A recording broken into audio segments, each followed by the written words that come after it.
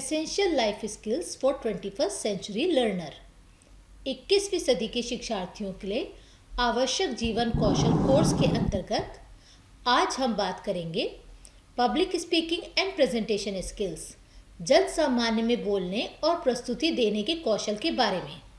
Part 2। I am doctor एल्बा मंट्रेले, assistant professor, department of English, SCSS government PG college Kapkot. पिछले व्याख्यान में हमने चर्चा की जन सामान्य में बोलने और प्रस्तुति कौशल के महत्व के बारे में। यह समझा कि जन सामान्य में बोलना और प्रस्तुति एक कौशल है जिसे सीखा जा सकता है, और तैयारी के चरणों को जाना, जैसे श्रोताओं को जानना, उद्देश्य को स्पष्ट करना, विषय की समझ बनाना और बोलने की सामग्री को व्यवस्थित करना।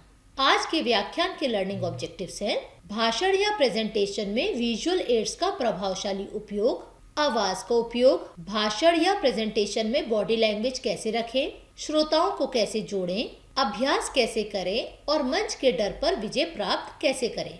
दृश्य सामग्री का उपयोग। दृश्य सामग्री या विजुअल एड्स क्या हैं?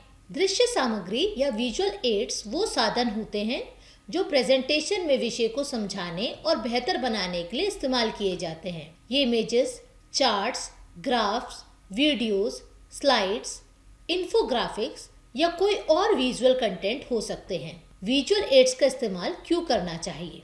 विजुअल एड्स दर्शकों का ध्यान आकर्षित करते हैं। विजुअल एड्स जटिल जानकारी को सरल बनाने में मदद करते हैं, जैसे कि ग्राफ या चार्ट्स का इस्तेमाल करके जानकारी को स्पष्ट तरीके से दिखाया जा सकता है। हम इमेजेस या विजुअल्स को ज़्यादा आसानी से याद रखते हैं। विजुअल एड्स प्रेजेंटेशन के मुख्य बिंदुओं को प्रभावी बनाते हैं, जो ऑडियंस को ज़्यादा देर तक याद रहता है। विजुअल एड्स दर्शकों की भावनाओं को जोड़ते हैं, जैसे तस्वीरें या वीडियो जिसमें दुखी चेहरा, बच्चों की मुस्कान या युद्ध के दृश्य हों तो वह सीधे भावनाओं को छूती हैं, जिससे सहानुभूति, खुशी, दुख आदि भाव उत्पन्न होते हैं। विजुअल एड्स का इस्तेमाल पेशेवर छाप छोड़ता है। अगर आपके पास स्ट्रॉन्ग विजुअल्स हैं तो आपका प्रेजेंटेशन और भी प्रभावशाली हो सकता है। भाषण या प्रस्तुति में दृश्य सामग्री का सही उपयोग। आजकल कंप्यूटर के ज़माने में सबसे ज़्यादा उपयोग होने वाला विजुअल एड पावर पॉइंट है, जिसका इस्तेमाल सभी तरह के व्यावसायिक प्रस्तुति में किया जाता है। पावर पॉइंट प्रेजेंटेशन में यह बातें ध्यान रखें: स्लाइड्स को भरा हुआ ना बनाएं, केवल मुख्य बिंदु लिखें, सॉफ्ट फॉन्ट जैसे कैलिब्री का उपयोग करें, संबंधित सामग्री दिखाएं, हर दृश्य आपके संदेश का समर्थन करे, डिजाइन में एक रूपता रखें, एक समान फॉन्ट, रंग और लेआउट रखें, पाठ का आकार पढ़ने योग्य रखें, शीर्षक 30 से 40 पॉइंट और मुख्य पाठ 20 से 30 पॉइंट, इतना हो कि पीछे बैठे लोग भी पढ़ सकें। अपनी प्रस्तुति में विजुअल एड्स के साथ बोलने का अभ्यास करें। कभी कभी तकनीकी समस्या जैसे प्रोजेक्टर, लैपटॉप या बिजली की विफलता आ सकती है। ऐसी स्थिति के लिए तैयार रहें ताकि बिना विजुअल एड्स के भी आत्मविश्वास से बोल सकें। आवाज़ का उपयोग। हमारी आवाज़ एक प्रमुख साधन है जिससे हम श्रोताओं तक अपना संदेश पहुंचाते हैं। साफ और आत्मविश्वास से भरी आवाज़ से हम अपने विचार प्रभावी ढंग से प्रस्तुत कर सकते हैं। यदि आवाज़ कमज़ोर हो तो श्रोता रुचि खो सकते हैं, इसलिए आवाज़ पर ध्यान देना ज़रूरी है। प्रस्तुति से पहले 3 से 5 बार गहरी सांस लें। यह अभ्यास आवाज़ में स्थिरता और ताकत लाता है। टोन, लहजा।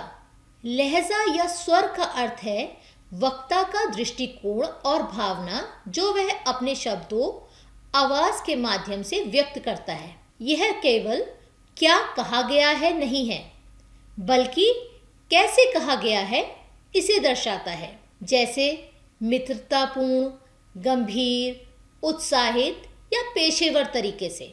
श्रोता आपके स्वर के माध्यम से आपकी भावनाओं को महसूस करते हैं और उसी के अनुसार प्रतिक्रिया करते हैं। अपने विषय के स्वभाव के अनुसार टोन को समायोजित करें, जैसे प्रेरणादायक भाषण में ऊर्जा से भरपूर और उत्साहजनक स्वर अपनाएं। सूचनात्मक भाषण में स्पष्ट, संतुलित और व्यावसायिक स्वर अपनाएं।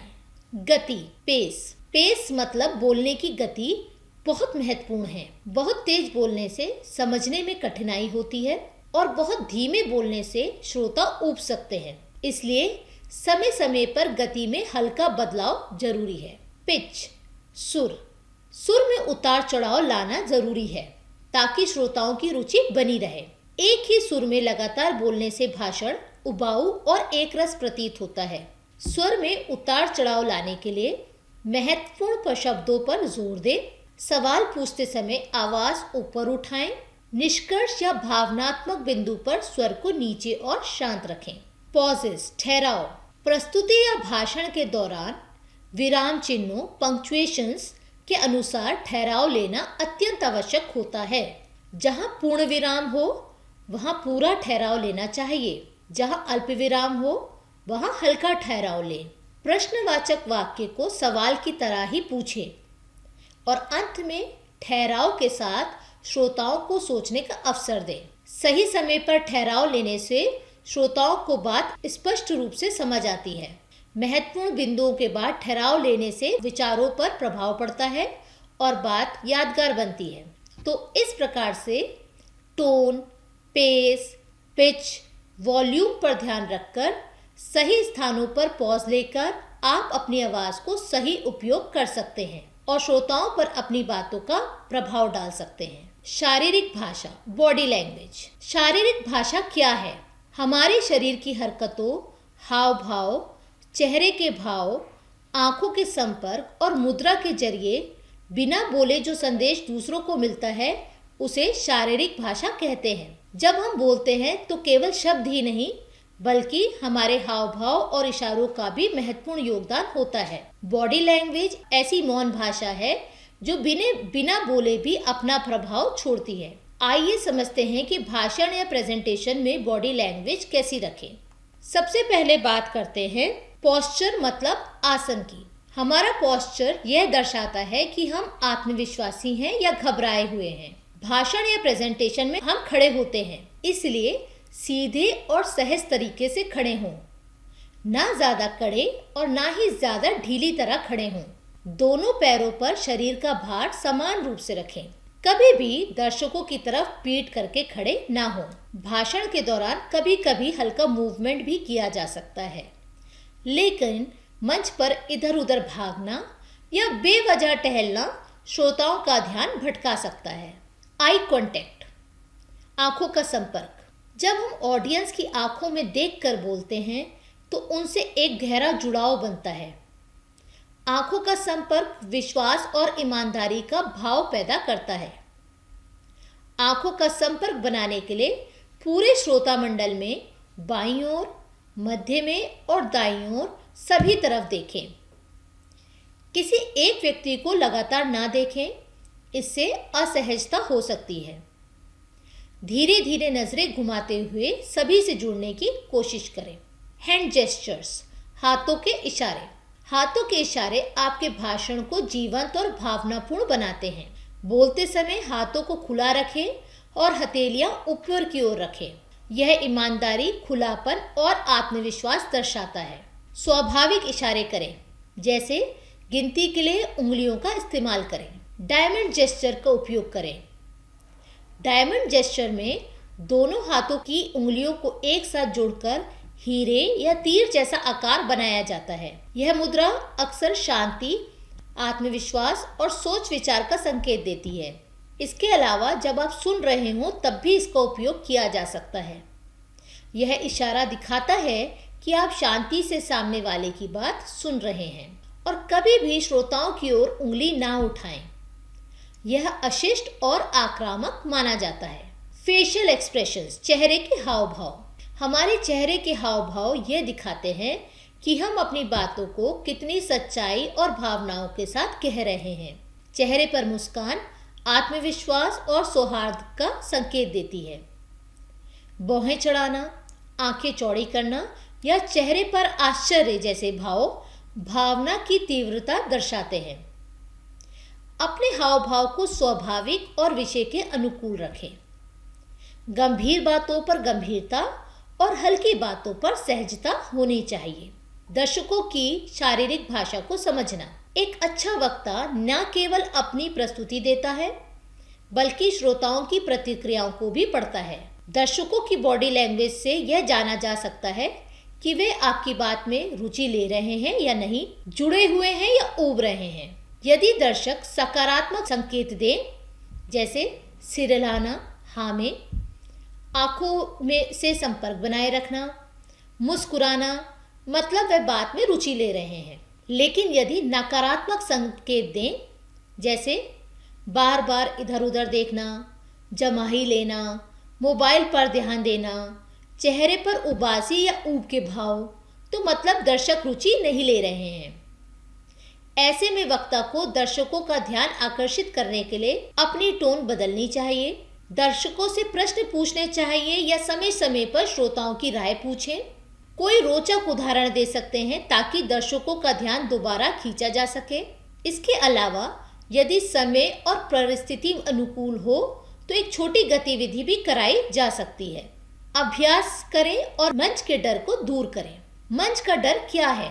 जब किसी व्यक्ति को लोगों के सामने बोलने, प्रस्तुति देने, परफॉर्म करने में डर, घबराहट या बेचैनी होती है तो इसे मंच का डर या ग्लोसोफोबिया कहा जाता है। यह एक प्राकृतिक प्रतिक्रिया है। जब हम सबके सामने बोलते हैं तो हमारा दिमाग इसे एक खतरे की तरह समझता है। यह डर स्थायी नहीं होता है। इसे अभ्यास और सही सोच के जरिए नियंत्रित किया जा सकता है। तो आइए अब जानते हैं कि अभ्यास कैसे करें। जैसे क्रिकेट मैच के पहले खिलाड़ी अभ्यास करते हैं, वैसे ही एक अच्छा वक्ता मंच पर जाने से पहले मेहनत और रिहर्सल करता है।